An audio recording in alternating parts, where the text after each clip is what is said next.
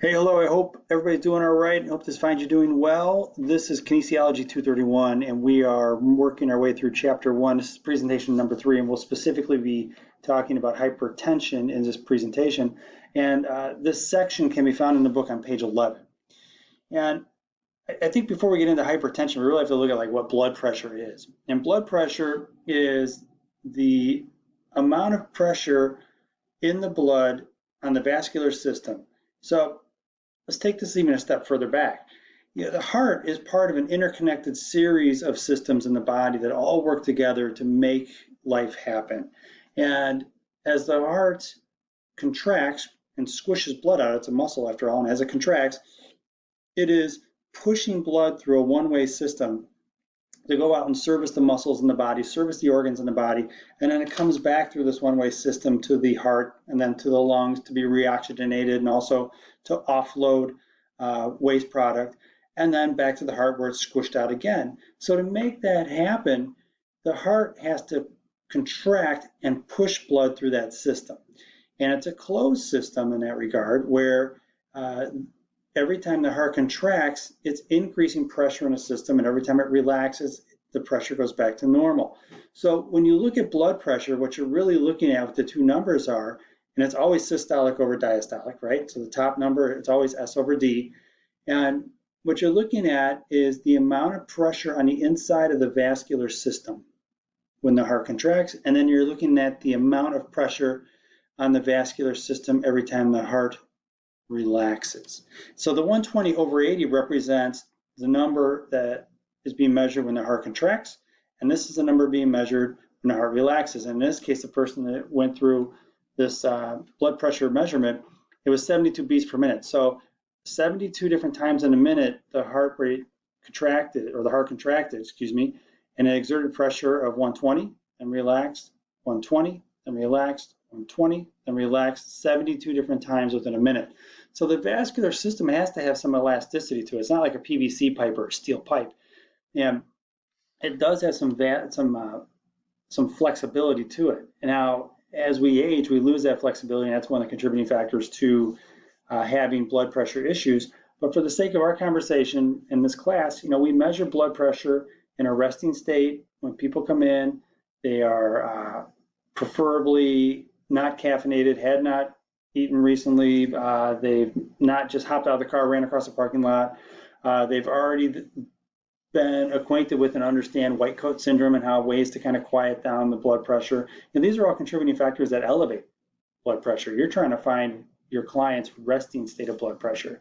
And some people just get wigged out by having their blood pressure taken. And I urge people when I do blood pressure measurements, I don't use blood pressure test. I get rid of the verbiage test completely, and I say blood pressure measurement as a way to just kind of quell that issue that people have with anxiety with having a test. So let's just go back to this, 120 over 80, that's systolic over diastolic. So the systolic number is 120, the diastolic number is 80. Pretty good number, right? And when you look at the different stages, and this has evolved over the last couple of years, where they actually ratcheted this down in terms of, this used to be 140 over 149, if I remember correctly, a couple of years ago, and they actually added different stages here over the course of my time in the industry. But what you're looking at now is you have different categories and different levels, and you'll notice, like for normal, you need to be less than 120 and less than 80, systolic to diastolic, upper number to lower number, 120 to 129 and less than 80. Okay, so really the key driver here was this component to go to elevated, and that's the systolic number. Now when we get into hypertension and stage 1 hypertension, you can be elevated here, or you can be elevated when the heart is relaxing. Stage 2 hypertension, it's elevated here to 140 or higher, or it could be elevated over here, either or. So realize the difference between these two, between normal and elevated, as compared to stage 1 and stage 2 hypertension. So it could be elevated on either side of the equation. Here it's this and this. Now when you get down to hypertensive crisis, and this is where you need to call a doctor, go to the ER, when you're higher than 180 and you're higher than 120. So if you have a client who sits down, you're about ready to do a graded exercise test, and they come in and their systolic is higher than 180, you probably want to just double check and take it again, give them a minute to kind of cool off, And then when you take it again, if it's 180 again, you're calling the paramedics because they are in a crisis situation and they are at risk of literally having a major medical crisis. And it's the same thing with this side as well. Now, hypertension is actually associated with a number of different diseases. And if it's left untreated, it can become a primary risk factor, right? So it's kind of connected to all the different things we've talked about in the previous part of this chapter. But if you don't take care of your hypertension or your client's hypertension and try to pull them back down to like an elevated or normal stage, if they're up in this stage 1 or stage 2, it becomes a primary risk factor. And it's kind of insidious, right? Because it stays with you and it kind of builds over time and it puts a greater amount of stress on the body and a greater amount of stress on all the systems in the body. And so you end up having these issues that creep up in other areas that you might not even think are correlated to blood pressure, but they are. I also put in here a little link to a WebMD article for you regarding hypertension. And this is actually literally where I took this screen grab from for your benefit. Now, with the heart, as I alluded to earlier, it's a two-pump system, right? One pumps blood, well, actually one side receives blood and then pumps blood, and then the other side receives blood and pumps blood. One side receives blood from the body, pumps it to the lungs. The other side receives blood from the lungs and pumps it to the body.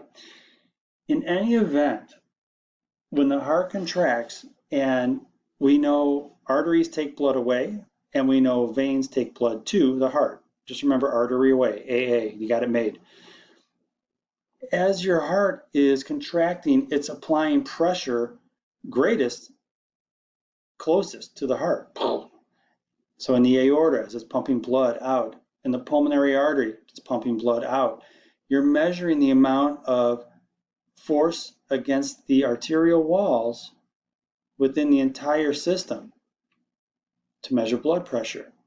So when the heart contracts, not here, and I'll change that, it's sending blood through the system. And it's exerting force on the wall and it rests between beats, and we'll talk about this when we get to talk about QRS complexes and the timing in between each. The pressure on the vascular system goes back to normal. So just with the right ventricle and left ventricle, every time these contract, they exert force on the circulatory system, and that's what you're measuring. As you saw a little bit earlier, we talked about the different types of hypertension, right, and the different stages. So, hypertension itself, it's not just like an acute event where you're working out and your blood pressure goes up, because it does until it elevates, and actually when the workloads become too high, actually you'll find that your heart just can't keep up with pumping the demands for blood, and so it ends up where the blood pressure actually drops a little bit. But hypertension, by definition, is a chronic and persistent elevated state of blood pressure. And this elevated blood pressure is, when you look at it, you have the systolic over the diastolic, and you can have elevated on either the systolic or the diastolic side. And when you're looking at S over D and you start to evaluate, as I mentioned earlier, when you get into stage 1 and stage 2 hypertension, things kind of change because it could be either the systolic number is elevated or the diastolic number is elevated, one or the other. And it's the same thing with stage 2. It could be the systolic or the diastolic, and then once you go beyond this and you get into higher levels of hypertension, then it becomes kind of critical that you seek out medical care. But just keep in mind, like we were talking earlier, when you look at stage 1 and stage 2, and you look at this kind of constant persistent pressure that's on the entire body, the entire system, the human organism, as I many times refer to it, this pressure is kind of insidious and builds over time, and it causes other medical conditions, and hypertension becomes a primary driver for these conditions. And just some stats that were from the book that I thought were pretty interesting, and this is from 2014, you had 22% of the world's population had some type of hypertension. Wow, times that by, 6 billion people on the planet. And it is quite literally a preventable cause of death, right? So if you get up from the chair and you get up and start moving around a little bit and put the video games down and maybe do a walking meeting at work, it's going to help. And the key thing here is it's a preventable cause of death for those younger than 70 years old. We're not talking a bunch of old farts, who are having issues with hypertension. No, we're talking about younger people. And progressively, under 70 is becoming younger and younger. I'm telling you. The people you'll come across in your practice will be under 70 years old, be fully active. They just might have some blood pressure issues, and they need to actually move in a different way. And you need to kind of be able to skeletonize that and figure it out and deliver that to your clients. So as we go through this, the other thing that I found pretty interesting was the men are more likely to be hypertensive than women until 65. And after that age threshold, females far surpass their male counterparts. And perhaps it's lack of activity, perhaps it's something that they didn't really delve into in the study why that is. I just thought it was an interesting bullet point. And then women with hypertension have a 3.5 times greater risk of developing CHD, coronary heart disease, as denoted earlier in the chapter, than do women with normal blood pressure. So the key here is if you're a female, you need to make sure you keep moving and keep your eye on hypertension because it's a contributing factor to coronary heart disease. You want to stay in this homeotensive or normotensive, if you will, state. And that will allow you to actually have a much healthier life going forward.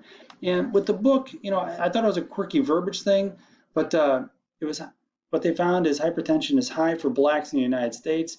And they didn't differentiate, right? If it was like, because you have African American, European Americans who are black, you have people who might have come from, say, like Barbados, who are considered sometimes African American. They just categorized as black, and they didn't subcategorize us out in terms of what region they came from, but just that individuals were, and they didn't even differentiate African American, they said black.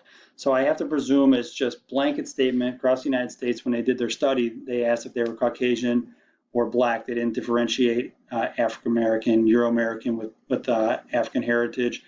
And didn't differentiate that. But what they did note is in the United States, this population is among the highest in the world for hypertension.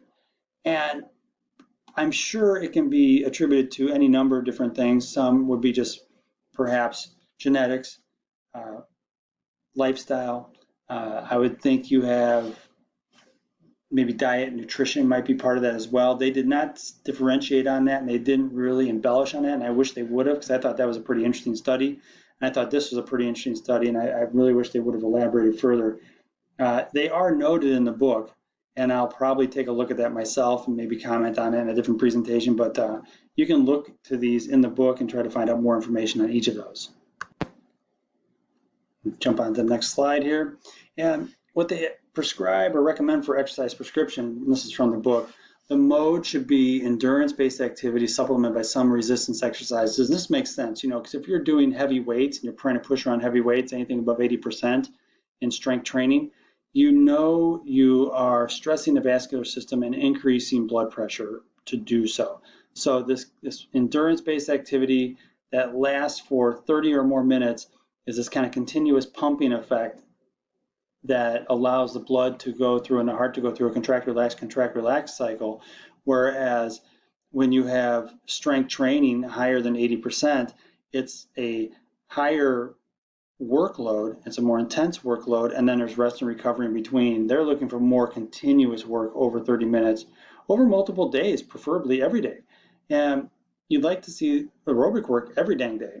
And you can make this and have variety with this, where you can have some days where it's just like walking the dogs and other days where they're doing more strenuous cardio-based activity up to 60% of heart rate max. But I thought the book here did a pretty good job of breaking this out and explaining a few things, but I would hope that they would explain a little bit more about why you would shy away from resistance exercise with hypertensive people, but they didn't really elaborate. So with that, I'm going to sign off and I'm going to start working on the next presentation. You guys have a good one and email me with any questions. Thanks, guys.